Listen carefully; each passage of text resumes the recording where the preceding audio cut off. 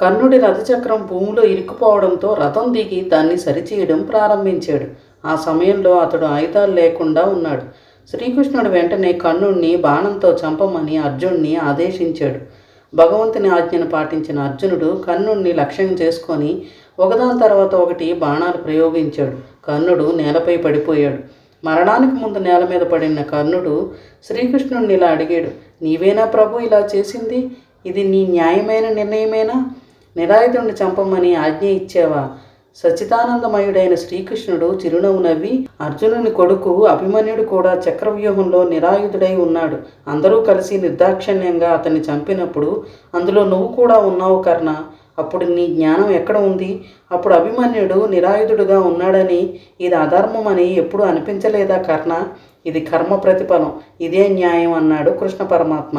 ఆలోచనాత్మకంగా పనిచేయండి, ఒకరి బలహీనతను ఉపయోగించుకోకండి. అదే కర్మ భవిష్యత్తులో మీకోసం వేచి ఉంటుంది మరియు అది మీకు దాని ప్రతిఫలాన్ని ఇస్తుంది. ఏ విత్తు నాటితే ఆ మొక్క మొలుస్తుంది. గోడ కొట్టిన బంతి తిరిగి వచ్చినట్టు. రామాయణం, భారతం మొదలగు ఇతిహాసాలు, చరిత్ర కథలు, పురాణాలు చూసినా అదే బోధపడుతుంది.